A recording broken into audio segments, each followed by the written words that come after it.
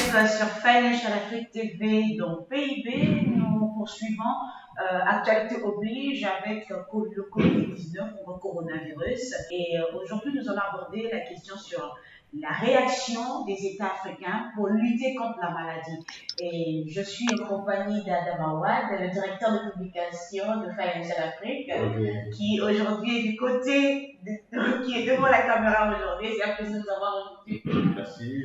Et nous sommes également en compagnie de nos correspondants et également des opérateurs économiques qui sont très très proches de Financial Afrique pour donner leur opinion, leur vision de la situation. Donc nous sommes avec Ratsimondrezi Rivolala Dirivo. Bonjour. Bonjour Dominique, bonjour Adama. Mireille de la Côte d'Ivoire, bonjour. Bonjour Dominique. Nous allons ensemble revisiter ce qui fait l'actualité aux quatre coins du monde de Covid-19. Alors, la réaction des États africains est-elle proportionnée ou disproportionnée? Pour en savoir un peu plus là-dessus, nous commençons avec Adama. Alors bonjour chers internautes, bonjour à tous ceux qui nous suivent. Je pense que la réaction africaine, elle répond à une urgence mondiale, à des directives aussi mondiales, à une menace qui est réelle, puisque nous avons vu le nombre de morts en Chine d'abord, en Italie, en Espagne et maintenant en France. Il y a des milliers de personnes qui ont perdu leur vie infectées par ce virus. Donc il y a un principe de précaution. C'est peut-être ce qui dicte à nos États de nous confiner ou bien de nous semi-confiner, parce que vous le savez bien que l'Afrique, avec 80% de personnes vivant de l'informel, n'est pas du tout facile à confiner. Mais je pense que notre invité, qui est Rivo Ratbendessi, pour nous en dire plus, lui qui est accélérateur de PME, donc il suit vraiment ce secteur de très près. Et je pense que Rivo a beaucoup de choses à dire par rapport à l'impact de ces mesures drastiques, spectaculaires, uniques dans l'histoire, donc à leur impact sur le tissu économique africain en général, et sénégalais en particulier, et spécialement sur les PME PMI. Donc, Rivo, bonjour encore, et c'est à vous. Bonjour Adama, donc bonjour à Dominique encore, bonjour Dominique et bonjour à tous les téléspectateurs de Financial. Alors, donc, est-ce que les mesures, en fait, c'est ça sur le thème sur lequel, en fait, moi qui nous réunit aujourd'hui, est-ce que c'est proportionné ou disproportionné? De mon point de vue, je trouve que c'est véritablement, en fait, disproportionné. Donc, comment, en fait, on va faire? On va essayer de faire sur des choses basées sur des choses factuelles, d'accord? Je reprends donc le communiqué publié par le ministère de la Santé du Sénégal qui date du 27 mars. À ce jour, donc c'était hier, le Sénégal compte officiellement 119 cas déclarés positifs au coronavirus, donc, dont 11 guéris et 108 encore sous traitement, selon le ministère. Le ministère indique également dans son communiqué qu'ils ont réalisé 144 tests, d'accord? Et dans les 144 tests réalisés, 14 leur sont revenus positifs, dont 11 cas importés, 2 cas contacts suivis par nos services, donc je cite le ministère, 1 cas issu de la transmission communautaire. Voilà, donc voilà ce qu'il en est du Sénégal. Donc clairement aujourd'hui, peut-être que la mesure qui a été prise par le gouvernement du Sénégal est tellement efficace que peut-être il n'y a pas eu de propagation. Tant mieux. Mais moi, je dis juste en fait qu'aujourd'hui, le confinement imposé à l'économie sénégalaise, notamment le dégât que ça cause pour le secteur de l'hôtellerie, le secteur de la restauration des bars, le secteur de tout ce qui est loisirs. Il y a des gens, tous les services qui tournent autour de l'aéroport, c'est du chiffre d'affaires je sais pas, de 1000 ou de 100 000 à zéro du jour au lendemain. Et le confinement, en fait, dure 3 semaines. Je ne sais pas si on s'en rend compte de l'effet que ça va avoir en fait sur notre économie, en sachant que nous sommes déjà dans une économie fragile. C'est-à-dire qu'aujourd'hui, ce sont les données, Adama, tu l'as si bien rappelé tout à l'heure, c'est 90% de nos économies, en fait, ce sont des économies informelles. C'est des économies qui ont besoin les gens ont besoin de sortir pour manger. Mais à partir du moment que vous les confinez, mais comment les gens en fait font pour demain pour aller manger? Donc moi je comprends l'attitude du gouvernement du Sénégal en disant écoutez voilà nous vu ce qu'on a vu ailleurs, il faudrait qu'on prenne des mesures. Il faudrait qu'on prenne des mesures. Mais je trouve que les mesures qu'ils ont prises ne sont pas du tout adaptées par rapport à nos contextes, en rapport avec ce que je viens de dire là, et deux, je pense qu'ils n'ont pas bien mesuré, modestement, je pense, de mon point de vue, les dégâts que ça va impacter notamment en termes d'emploi. En termes d'emploi, je ne sais pas si je sais pas si vous vous êtes baladé un peu à Dakar, les restaurants sont fermés. Ces restaurants, en fait, ils emploient des serveurs, ils emploient des cuisiniers. Ils n'ont plus de chiffre d'affaires. Qu'est-ce qu'ils font les chefs les chefs d'entreprise, qui dirigent ces restaurants-là? Mais ils demandent à leurs salariés et puis à leurs cuisiniers, souvent à contre-cœur, de partir parce qu'eux-mêmes, ils ne peuvent pas les payer. Vous comprenez ou pas? Et donc, c'est pour ça que moi, je dis que c'est, pour moi, en tout cas, peut-être après, je laisse un peu la parole peut-être demain aux autres invités, mais pour moi, en tout cas, pour le Sénégal, c'est là, de moi qui nous concerne, c'est complètement disproportionné. Il fallait prendre des mesures, mais non pas le confinement et encore moins, de mon point de vue, l'état d'urgence. L'état d'urgence. Parce que, voilà. Donc c'est complètement disproportionné, mais qu'est-ce que vous proposez en tant qu'opérateur économique? Vous avez l'œil de l'expert. Vous proposez quoi exactement? Alors, c'est hyper intéressant. Pour moi, en tout cas, là, on est en train de préparer, peut-être on publiera, peut-être Financial peut-être aura la primauté, c'est-à-dire que là, on est en train de préparer justement une solution, du moins une batterie de solutions. Comment? Non, vous avez dit, on est en train de publier, je dis c'est... Non. On est en train de préparer plutôt. On est en train de préparer en fait une série de solutions. Exactement. La RDE avec un de ses partenaires, en fait. Donc là, je peux le citer, le CGA, le Centre de gestion agréé. Nous sommes en train de préparer en fait une solution, du moins une modeste contribution. C'est que nous pensons en fait les mesures à prendre. Et parmi les mesures, par exemple, nous en tant que RDE, on propose, c'est il faut que les mesures en fait soient sectorielles. C'est-à-dire pour nous aujourd'hui les 3 secteurs qui sont véritablement en fait impactés. Une fois encore, nous sommes en état d'urgence, mais pour nous les secteurs qu'il faut venir en aide de manière urgente, c'est l'hôtellerie, tout ce qui est hôtellerie. 2, tout ce qui est restauration et bar, d'accord. Et 3, tout ce qui est transport de taxi vers l'aéroport. Par exemple, EasyCar, c'est-à-dire EasyCab. Ces gens-là, en fait, je ne sais pas, eux, leur business, c'est de transporter les gens de Dakar à l'aéroport. L'aéroport est fermé. Ils ont une flotte de je ne sais pas combien, ils ont un nombre de chauffeurs. Mais forcément, ils vont les licencier. Et en plus, c'est un licenciement qui va perdurer parce que quand vous regardez les communiqués de l'IATA, l'agence internationale, finalement, du moins qui regroupe tous les transporteurs aériens, c'est pas certain que les avions vont démarrer et du moins que les avions vont décoller et qu'ils vont atterrir et que l'activité va démarrer. Vous comprenez ou pas? Donc, on peut parler peut-être par la suite du moins des mesures, mais je ne peux pas encore le dire parce qu'il faut qu'on le valide, parce que j'ai mes associés du moins qui doivent le valider et le partenaire également. Mais promis, de toute façon, j'avais prévu de le faire, mais on soumettra à Financial. Mais vraiment, aujourd'hui, et peut-être juste pour finir, Dominique, regardez, aujourd'hui, j'invite juste en fait vos téléspectateurs à réfléchir sur la chose suivante. On parle beaucoup de panafricanisme. Oui, nous sommes panafricains, on est africanistes, tout ça. Mais les Africains, j'ai pas entendu ou peut-être j'ai pas vu. Le président du Mali n'a pas appelé le président du Sénégal. Le président du Sénégal, je sais pas, peut-être ils l'ont fait, mais peut-être moi je l'ai pas vu. C'est-à-dire que qu'est-ce qu'on fait ensemble? Quand même, les économies africaines quand même sont connectées, même c'est très peu, mais ils sont quand même connectés. Et on sait que cette pandémie n'est pas d'origine africaine. Donc aujourd'hui, avec la mesure qu'ils ont prise, les camionneurs maliens qui venaient s'approvisionner au Sénégal, ils ne rentrent plus. Les gens qui fournissaient, je sais pas, des produits de matières premières d'Abidjan ne viennent plus au Sénégal. Tout ce que le Sénégal peut amener vers ces pays-là, notamment en termes de, je sais pas, en termes d'arachide ou ce genre de choses, ça ne fonctionne plus, mais ça n'a pas de sens. Ça n'a pas de sens. Ça n'a strictement pas de sens. En sachant que c'est pas un truc africain, c'est quelque chose en fait qui vient en dehors de l'Afrique. Donc c'est pour ça, je vous dis, donc là je finis dessus, que pour moi, c'est non seulement disproportionné, mais c'est pas du tout adapté vu nos contextes. Voilà. C'est pas un virus africain, ça vient de l'extérieur, ça a été importé, mais ça fait des victimes en Afrique. À votre avis, doit-on privilégier l'économie au détriment de la santé des populations?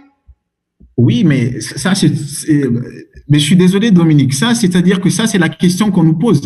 Mais c'est-à-dire que pour moi, c'est pas comme ça, en fait, de moi qu'il faudrait poser la question. Ce qu'il faudrait poser la question, c'est que nos gouvernements, quand même, ça, c'est un fait désormais. Ils ont 20, c'est-à-dire qu'ils ont 1000 coups de retard. Si vous jouez aux échecs, ils ont 1000 coups de retard. C'est-à-dire que leur réaction n'est pas du tout à la hauteur de la situation. La situation exige finalement qu'on soit agile. C'est ce que les startups font. Il faut qu'on soit agile pour s'adapter. Eux, ils sont venus avec une solution en bloc. Ils sont restés en bloc. Moi, je suis désolé. Au regard des chiffres du Sénégal que je viens vous annoncer, au Sénégal, il y a moins de 200 personnes, il y a ce virus-là.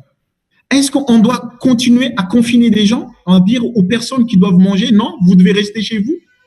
Un pays comme le Sénégal, je suis désolé, un pays comme le Sénégal, c'est un pays qui fonctionne la nuit. Tous ceux qui vivent ici au Sénégal, c'est un pays qui fonctionne la nuit. Les dibiteries qui sont au Sénégal, quand les gens vendent les dibiteries, les gens ne mangent pas des dibis à 11 h du matin. Les gens mangent des dibis finalement le soir. Mais quand vous dites couvre-feu à 20 h, tout le monde rentre chez lui, comment il fait les gars de la dibiterie? Comment il fait les gars de la débiterie? Et là, je parle uniquement du moins de la personne, du moins qui vend du dibi. Tous les restaurants, du moins ceux qui fonctionnent du moins le soir, du côté des Almadies, du côté des Points E, tout ça. Et comment ils font des gens? Donc, c'est ça que je suis en train de vous dire. Donc, la question, c'est que forcément, quand vous comparez à ce qui se passe ailleurs, en Europe, et c'est surtout en Europe et aux États-Unis, parce que les Asiatiques, ils s'en sortent bien. Quand vous comparez ça, vous dites, OK, effectivement, là, quand même, oui, il y a quand même beaucoup de morts par jour. L'Italie avait plus de 1000 morts par jour. C'est quand même incroyable. Donc, forcément, vous dites, OK, là, quand même, il faut arrêter. Mais chez nous, Dominique, il y a Sénégal, officiellement, c'est pas moi qui le dis, c'est le ministère. 11 décès. 11 décès. Moins que fait le paludisme, moins que fait les autres qu'on appelle ça, les autres maladies que nous avons sur ce continent. Donc, pour moi, la question, c'est pas non, c'est que non, forcément, tout le monde a besoin d'être en bonne santé. Tout le monde a besoin finalement de manger. Mais la question, c'est par rapport à la situation, quelle est la mesure, comment le gouvernement doit être agile pour agir?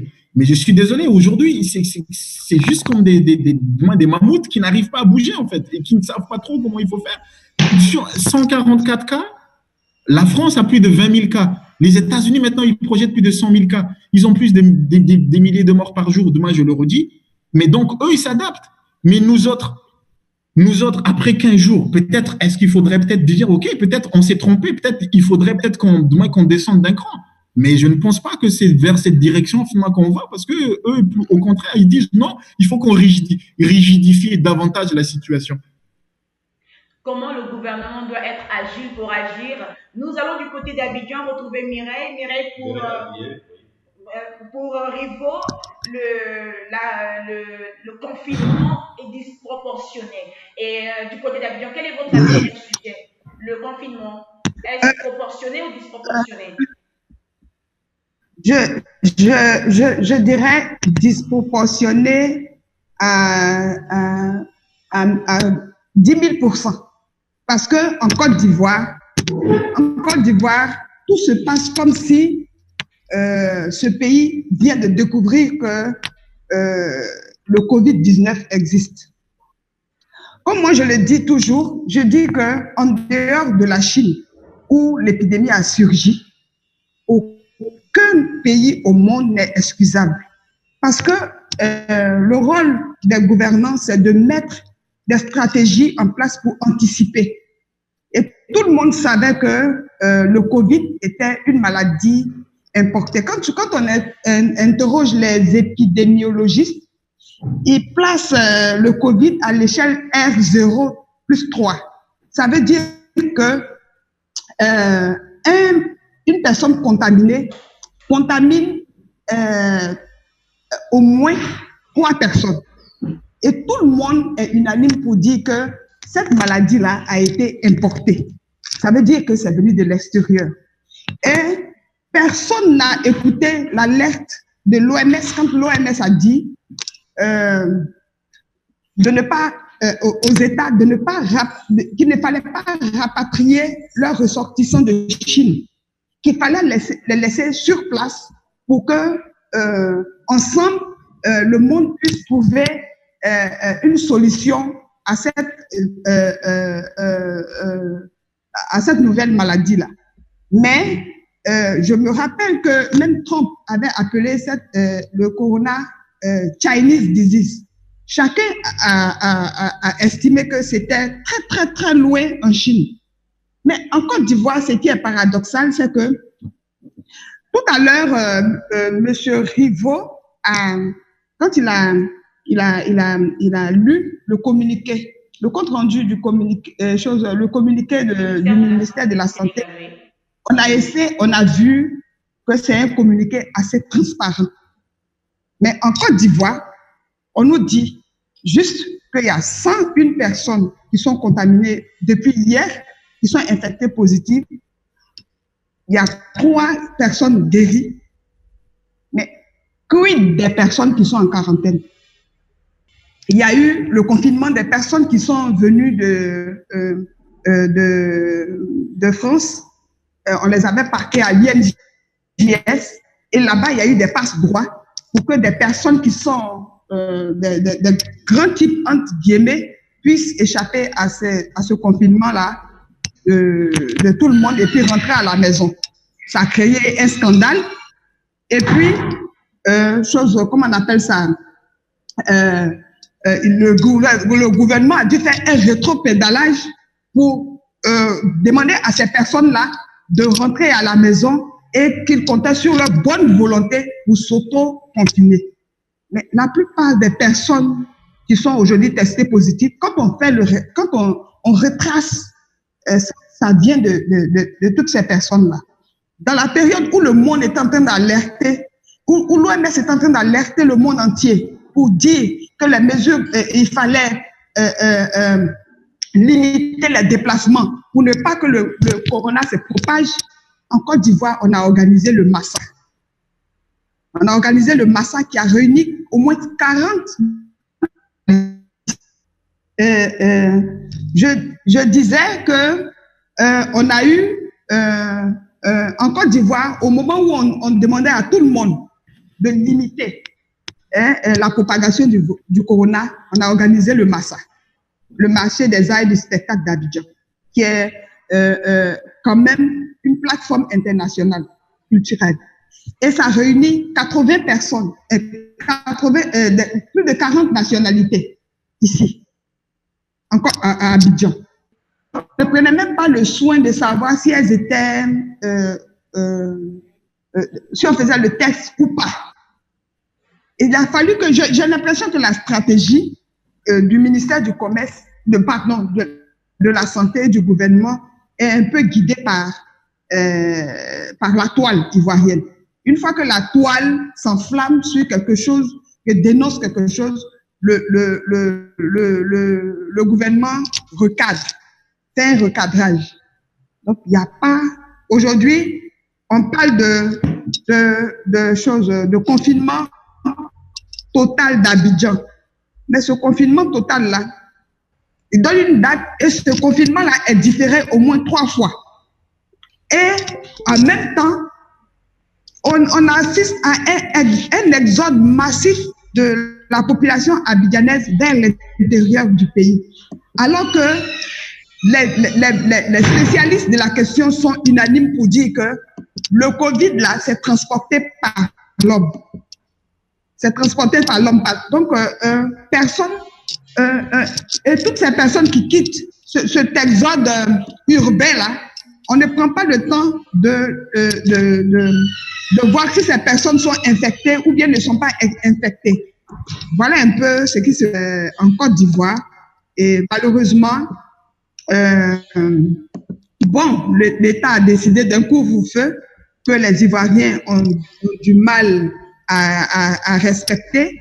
Et on a même dû prendre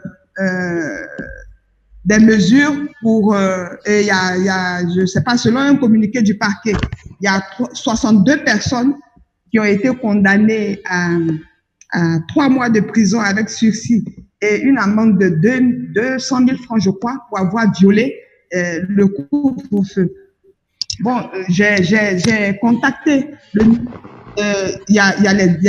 comme M. Riveau l'a dit, il y a des hôtels le ministère du Tourisme a décidé de la fermeture de tout ce qui est réceptif hôtelier, bar, restaurant et autres. Il y a l'hôtel président qui a même, Ayam Soko, qui a même mis près de 300 employés au chômage technique. Alors, si l'hôtel président, qui est quand même un hôtel de haut standing, dû mettre son personnel en chômage technique, vous voyez bien ce qui va se passer chez les petits réceptifs hôteliers. Donc, bien évidemment, l'économie va prendre un coup. L'économie va prendre un coup, mais c'est parce que en amont, ils ont été laxistes. Parce que ils trouvent bien de l'argent. Monsieur Rigaud parlait de dépistage systématique. Mais l'Afrique a bien les moyens de faire ce dépistage systématique-là, puisque quand il y a des campagnes électorales, ils trouvent bien des moyens pour confectionner des t-shirts, des casquettes et puis les distribuer gratuitement à leurs militants. Cet argent-là, on peut mettre ça à disposition pour acheter des tests, pour pouvoir permettre à la population de réaliser ces tests-là. Et puis, savoir qui est contaminé, qui n'est pas contaminé, comment les prendre en charge et autres. Sur que la Côte d'Ivoire n'a même pas encore mis en place un conseil scientifique, un comité scientifique, je l'ai entendu, s'il vous plaît, sur les antennes de la télévision ivoirienne, où un pharmacien était en train de plaider et qu'il a fait un appel à tous les praticiens, à tous les spécialistes du domaine médical, les épidémiologistes, les virologues, tout ça là, de venir pour une concertation nationale. La Côte d'Ivoire plus mettre en le coronavirus. Il parlait de tout de suite de l'Union africaine. Mais l'Union africaine n'est pas la seule à être muette. La globalisation même, en général, est devenue, a volé en éclats. A volé en éclats. Hier, il y a eu la réunion du G20. Mais on ne dit pas que l'Italie et les autres pays qui sont très touchés ne sont pas d'accord avec les mesures que le G20 attend pour venir au secours de l'Afrique. Toutes les réponses sont nationales, chacun est en train de se barricader. Donc, vraiment, c'est vrai, ça va tuer l'économie, mais c'est parce que nos dirigeants n'ont pas anticipé. Et là-dessus, la réaction africaine, elle n'est même pas disproportionnée, elle n'existe pas, à mon avis. Elle n'existe pas du tout. On est en train de calquer la réaction de... Allô? Oui, vous êtes toujours en direct, Mireille. Donc, Mireille, vous rejoignez les... Oui, je dis que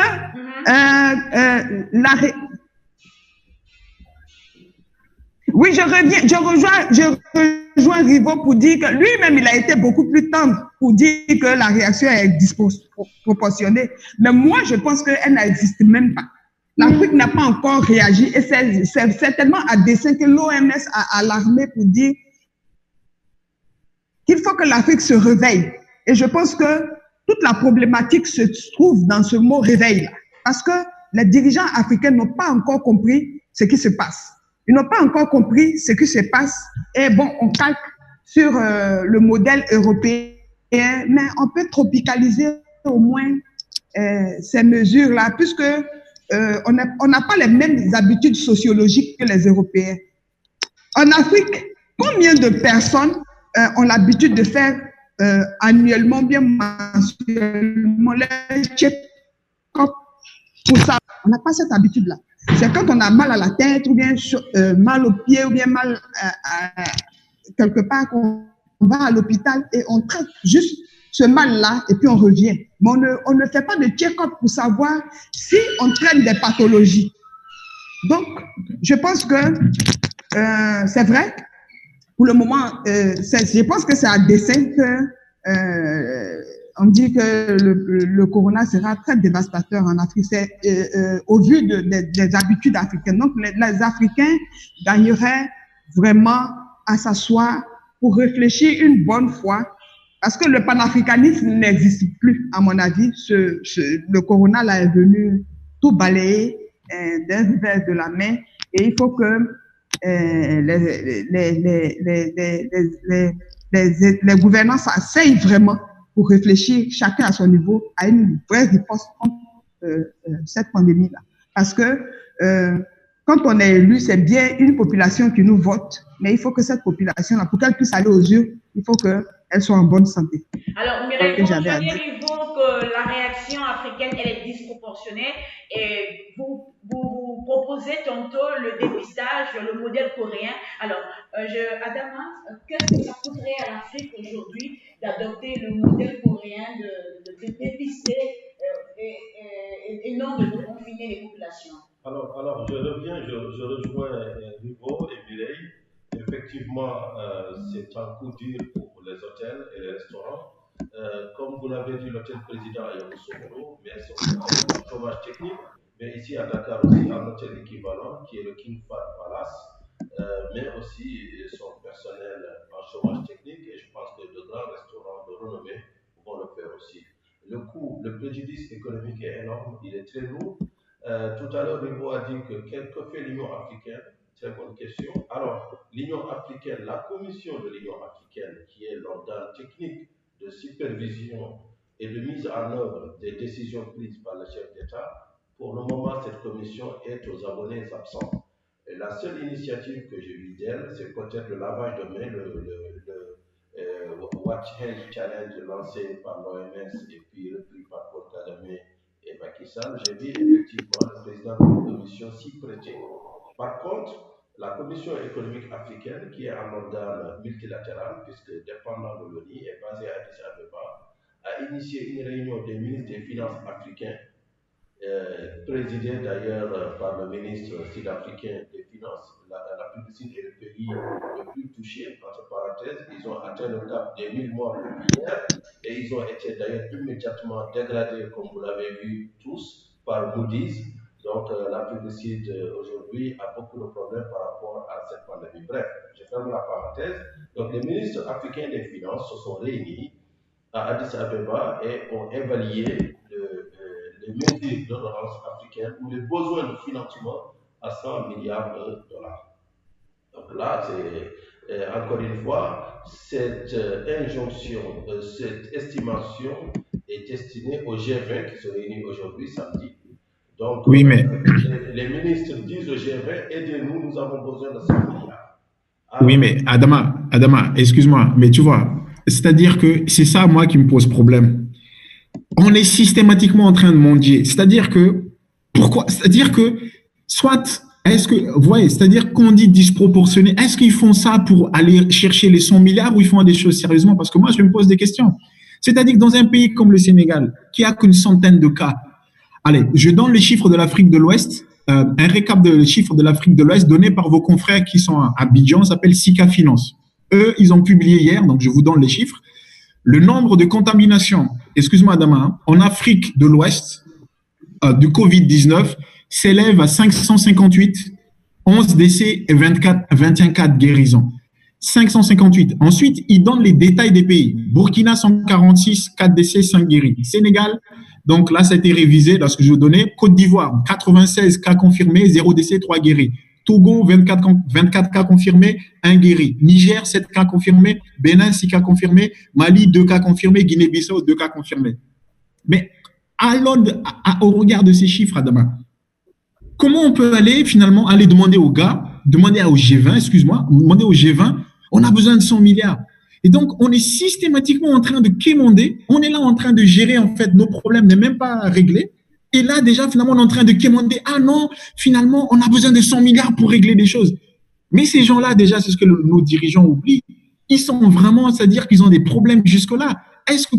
Quel Africain aujourd'hui, serein et logique, peut penser que ces gens-là vont nous donner même ne fût-ce que 1 euro désormais?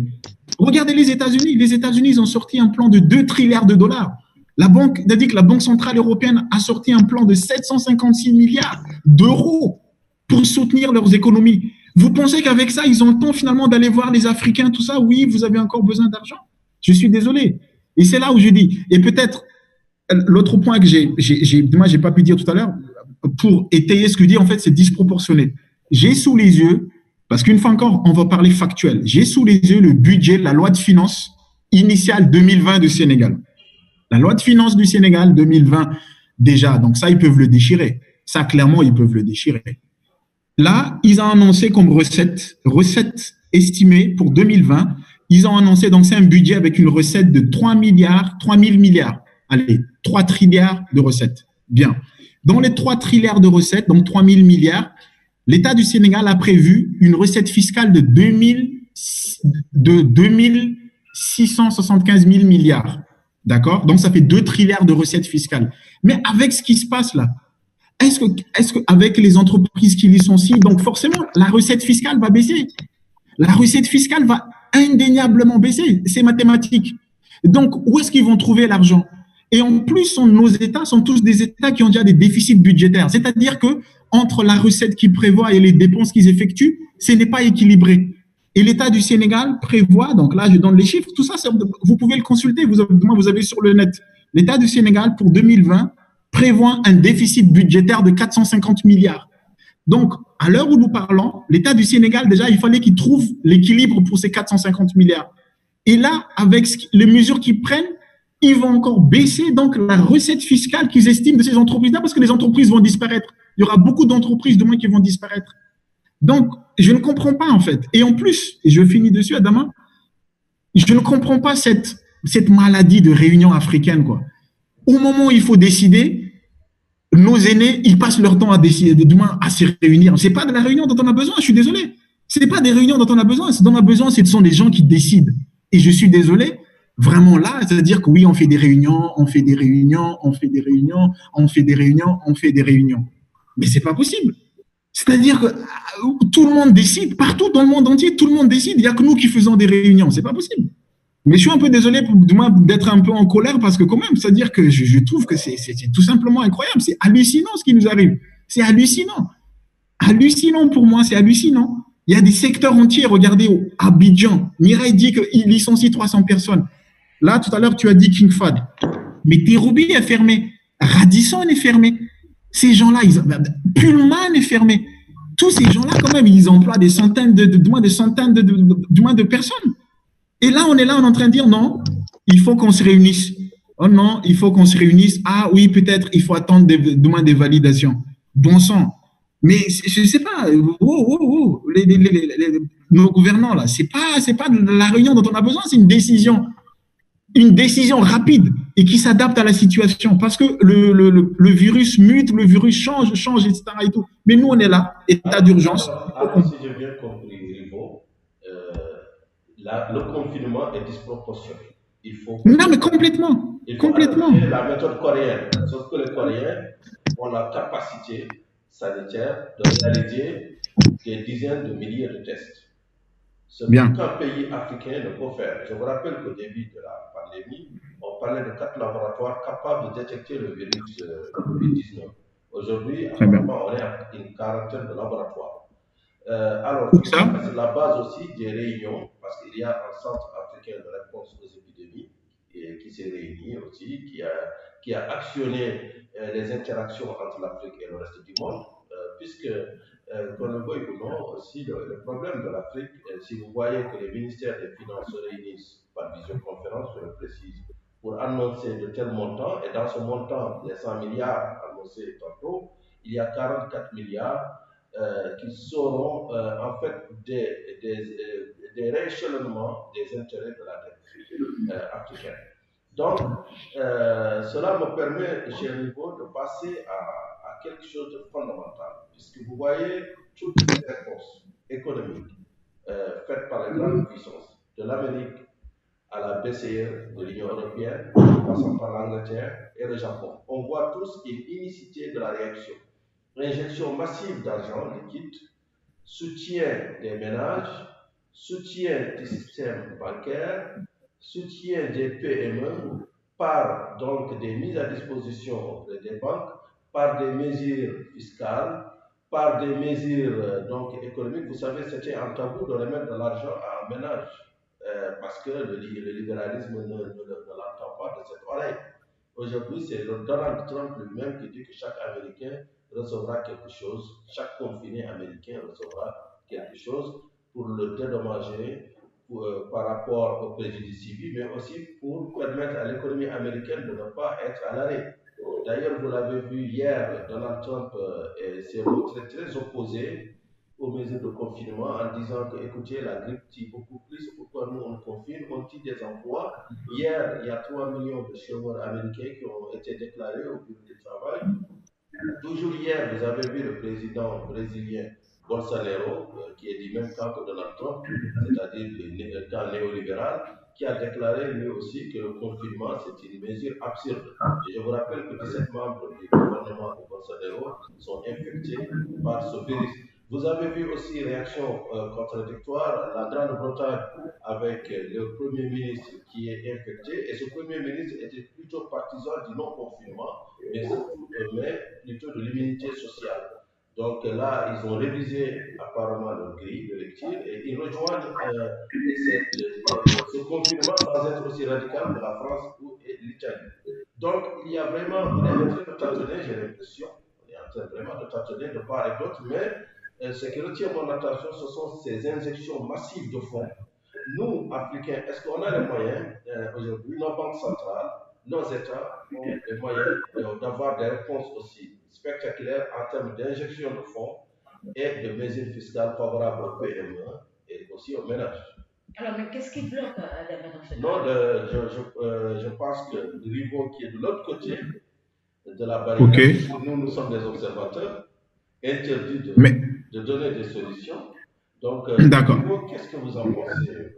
Alors, moi, je ne suis pas économiste. D'une part, ça, c'est des questions quand même assez techniques, mais quand même, néanmoins, en tant qu'observateur avisé, du moins, je l'espère, il y a juste en fait une chose, en fait. Je fais remarquer aux personnes qui défendent encore, finalement, soi-disant que le CFA est une bonne monnaie. Là, l'exemple, en fait, est parfait. Les pays que tu viens de citer là, Adama, sont tous des pays qui sont souverains et qui ont leur propre monnaie. Les États-Unis, ils ont, c'est-à-dire que leur banque centrale s'appelle la Fed. Les Européens, ils ont une banque centrale qui s'appelle Banque centrale européenne, qui en imprime pour l'ensemble de l'Union européenne, mais chaque pays possède encore leur banque centrale. Voilà, d'accord. En France, il y a la Banque centrale de France, et ainsi de suite. Banque de France. En Allemagne, ils ont leur banque centrale. Mais dans nos pays, en fait, comme on le sait, c'est-à-dire que pour relancer notre économique, la politique monétaire, en fait, ça, depuis très longtemps, on ne pouvait pas. D'ailleurs, c'est un des arguments que tous ceux qui ne veulent pas, finalement, tous ceux qui ne veulent pas le CFA, on dit que on a un problème avec le CFA parce qu'on ne peut pas relancer notre économie, en fait, via une politique monétaire. On ne peut pas, parce que ce n'est pas nous qui imprimons les billets. Ce n'est même pas en Afrique, c'est en France. Et il faut l'autorisation, en plus, du moins de la France. Donc, déjà, ça, on peut oublier. Ça, déjà, on peut oublier. On peut oublier. Et donc, il nous reste quoi? Il nous reste juste la politique budgétaire. La politique budgétaire, c'est quoi? C'est financer notre économie de la demande via les déficits. Mais c'est ce que tous les pays africains font depuis. Et d'ailleurs, pour preuve, je fais remarquer que dans ces périodes de crise assez compliquées quand même, que je trouve quand même assez bizarre qu'aucun pays africain ne demande à la France qu'on nous restitue un petit peu quand même qu'on appelle ça notre réserve en compte de trésor parce qu'on en a besoin. C'est maintenant qu'on en a besoin de tout ça. Donc, ce que je veux dire juste par là, c'est que pour les gens qui demandent les présidents qui défendent quoi que le franc CFA est bien, est beau, etc. et tout là, l'exemple est parfait. Nous sommes dans une période difficile, du moins comme un ménage. Il faut qu'on utilise nos épargnes. On n'a même pas accès à nos épargnes. Alors, chez Rivo, il n'y a pas que la zone CFA, il y a aussi le Nigeria et l'Iran qui est confronté à la même problématique de la relance de l'économie et des mesures de relance. Il y a le Ghana aussi qui a son CEDI, qui a une monnaie donc souveraine. Il y a l'Afrique du Sud, mais tous ces pays ont les mêmes problèmes que la zone CFA. Et finalement, moi je trouve que la réponse d'ailleurs de la zone CFA a été beaucoup plus rapide, puisque la BCEAO a pris 8 mesures clés. Et parmi ces mesures, justement, il y a un soutien du système bancaire parce que c'est lui de l'économie, du marché du crédit. Donc, il y a des injections qui ont été relevées. Par exemple, les mises à disposition hebdomadaires au profit des banques ont été relevées. Il y a aussi, il y avait un programme spécial pour le PME, il a été élargi. Il y a un programme de soutien de grandes entreprises aussi qui a été maintenu. Il y a une fenêtre qui a été dédiée à la BOAD, la Banque Ouest Africaine de Développement, qui a été aussi élargie. Donc, il y a des mesures, certes, elles sont de loin et vraiment sans commune en fait, ressemblance avec ce que nous voyons en Amérique, en Europe et ailleurs. Il y a des mesures peut-être trop orthodoxes par rapport aux mesures européennes et américaines qui sont hétérodoxes, qui sont vraiment loin de la doctrine ou de l'économie monétaire, puisque c'est la planche à billets qui fonctionne à poison par la Fed et par la BCE, c'est le rachat des actifs, des obligations. Donc, Oui. en réalité, aujourd'hui, j'ai l'impression que la Fed et la BCE ont dit, écoutez, on oublie l'économie, on oublie l'orthodoxie, on sauve notre économie par tous les moyens. Alors, Mais avant de donner la parole à nos internationaux qui sont avec la ligne, que doit faire concrètement l'Afrique si, d'après le débat de ce matin, que le confinement est disproportionné? Alors, que doit faire l'Afrique? Alors, que doit faire l'Afrique? Donc, encore une fois, on a parlé de la réponse spectaculaire de la Fed, de la BCE et aussi de la Banque d'Angleterre. Ces injections massives d'argent, cette quantitative easing qui revient, qui avait été déjà interrompue à un certain moment, parce qu'on pensait qu'on était sorti de la crise. Donc aujourd'hui, on voit la BCE qui va racheter des actifs des États pour soutenir l'économie. Il y a des mesures qui sont tout sauf conventionnelles. Et est-ce que nous, à la BCEAO, à la BEAC et dans les autres banques centrales africaines, on va rester dans ce conventionnalisme qui apparemment ne fonctionne pas en temps de grande crise? Donc, je pense que Rivo est d'accord avec moi. La zone CFA a ses limites, c'est vrai. Elle a ses limites parce que l'émission monétaire elle dépend d'une donnée essentielle, c'est les réserves en devises. Or, les réserves en devises, à la meilleure période de l'IOMOA, n'ont jamais dépassé 6 mois. On est aujourd'hui à peu près aux environs de 4 mois d'importation. C'est très bas. Et puisque nous n'allons plus exporter, puisque tout est arrêté, donc les réserves auront tendance à baisser. Donc la BCEAO se trouve dans une phase très délicate. Soit elle ferme les yeux et vous connaissez la sanction et elle sera rapide, c'est le risque de dévaluation. Soit elle prend aussi des mesures coercitives, comme d'ailleurs l'ont fait d'autres banques. Au Maroc, par exemple, la douane aussi a essayé de faire un moratoire sur les importations de véhicules. En Algérie et un peu partout, on voit des restrictions quand même pour sauver des monnaies nationales. Donc là, la zone CFA, la vraie donne, c'est les réserves de change qui garantissent l'émission monétaire, qui garantissent la convertibilité. Est-ce que la Banque de France et nos banques en accord avec nos États peuvent faire un effort pour libérer une bonne proportion de ces réserves de change? C'est une question, mais qui était aussi en plein débat. Je vous rappelle qu'il y a quelques mois, on ne parlait que de l'éco, et du rapatriement de nos devises. D'ailleurs, c'est un processus en cours. Donc, tout cela pour vous dire que oui, cette question, en fait, la pandémie du Covid-19 remet sur le tapis la question monétaire, qui est essentielle dans toute politique économique, mais qui doit, à mon avis, transcender et dépasser la zone CFA, parce que tous les autres pays africains sont pratiquement logés à la même enseigne. Alors, Rivo, pour finir cette discussion, quelle doit être la réaction de l'Afrique, hein, puisque vous dites que la réaction, le confinement est disproportionné. Alors, que doit faire l'Afrique? Adama a évoqué le point sur la monnaie. Alors, vous, à votre avis? Alors, pour moi, je pense que c'est une multitude de mesures, en fait, très opérationnelles, est très simple à prendre. Déjà, premièrement, donc là, je peux pas parler de l'Afrique parce que je connais pas l'état exactement du Togo, je suis pas à Abidjan. Donc là, par exemple, ici, je peux parler que du moins du Sénégal. Je trouve que d'une part, c'est sincèrement, il faut qu'il lève l'état d'urgence. Sincèrement, il faut qu'il lève l'état d'urgence afin de permettre à l'économie, du moins, au moins nocturne, du moins de fonctionner. Ça, c'est le premier point. Deuxième point, assez simple, il faut qu'il fasse une aide en fait sectorielle. Une aide sectorielle assez simple.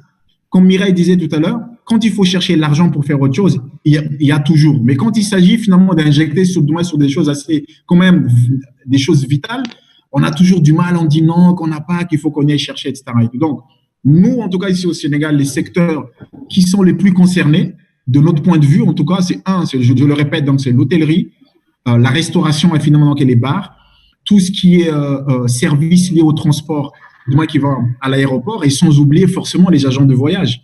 Les agences de voyage qui, tout simplement, du jour au lendemain, du moins des chiffres d'affaires, du moins qui tombent à zéro. Et troisième point, il faut que nos gouvernements, nos gouvernements, ils puissent prendre des décisions bon sang. Pas des réunions, des décisions rapides qui s'adaptent à la situation.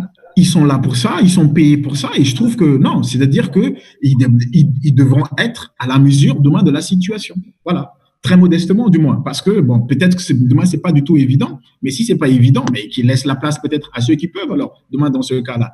Mais en tout cas, là, vu comme c'est parti, moi je le redis, par exemple, le budget du Sénégal 2020, ça, je pense que ça, on peut directement l'oublier, là, vu ce qui se passe là. On peut parfaitement l'oublier. Il faut qu'il le revoie. Du côté d'Abidjan, Mireille Abié, qu'est-ce que vous pensez de toutes ces propositions qui ont été données de part et d'autre? Oui, ce sont de bonnes propositions. Ce sont de très, très, très bonnes propositions. Et moi, je dirais que il ne faut pas que l'Afrique fasse du copier-coller. Parce qu'on n'a pas les mêmes réalités que les pays européens. Donc, faut pas que aussi nos dirigeants fassent comme si l'Afrique ne dispose pas réellement de ressources. Comme je vais le répéter encore, quand il faut financer des futilités, il y a de l'argent.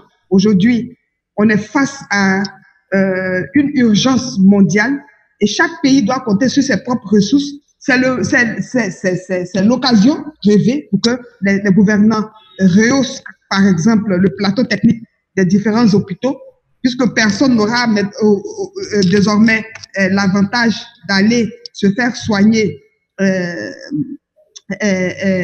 en Europe parce que là-bas, les hôpitaux sont débordés. Donc, tout le monde va être obligé de subir le système sanitaire de son pays. Donc, c'est l'occasion de rehausser les plateaux techniques et puis mettre en place, comme on l'a tous dit, le dépistage systématique. Les moyens existent. Je pense que les tests de dépistage ne vont pas nous coûter les yeux de la tête. En Côte d'Ivoire, le Trésor avait annoncé, je crois que j'ai même fait le papier pour Financial, le Trésor avait annoncé une plus-value de presque 100 milliards sur le budget de l'État. Donc tout ça là, bon, je suis en train de les poursuivre depuis pour qu'ils me donnent les chiffres de comment est-ce que ce budget-là a été réajusté, vu que il y a maintenant plus urgent que ce qui avait été que les points qui avaient été pris en compte. Donc il faut et puis en Côte d'Ivoire, ce que j'ai oublié de dire, c'est que pendant que les autres pays aident les PME, je pense qu'il y a certains opérateurs économiques qui ont reçu des textos des impôts pour leur demander qu'ils peuvent payer désormais leurs impôts par mobile money. C'est ahurissant pour des entreprises qui ne travaillent, qui ont fermé boutique. Comment est-ce que vous voulez, où est-ce que vous voulez qu'ils trouvent l'argent pour payer les impôts, alors que l'État n'a mis en place aucune mesure d'accompagnement? Donc, il faut que l'État prenne nos pays sont, comme l'a dit Rivo, fonctionnent à 90% à partir du secteur informel. Donc, il faut voir comment aider chaque catégorie d'opérateurs économiques qui interviennent dans ce secteur-là pour ne pas que l'économie soit complètement... le Covid ait raison pour ne pas que... tout en échappant au Covid, ce soit la pauvreté qui tue et la famine qui tue les populations. Voilà un peu ce que j'avais à dire. Merci beaucoup, Mireille Abi, du côté d'Abidjan. Merci également à Rivo Ratsimondrezi, qui était également avec nous, opérateur économique. Merci. Qui fait face à la rédaction de Financial Afrique. Ok, merci Dominique, merci Adama. Merci également à Adama. Ok, à très bientôt Mireille. Ça marche. De la discussion d'aujourd'hui. Merci également. Au revoir. Très bien. Ça marche. Bon week-end à vous aussi. Très bien. Ok. Merci. Ok. Bon week-end à vous et surtout bon confinement. C'est ça. Bon confinement à chacun. Ça marche. Ok. Merci également, ça marche. chers téléspectateurs, d'avoir été des nôtres. Nous vous disons à très bientôt. L'information continue sur Financial Afrique. Merci.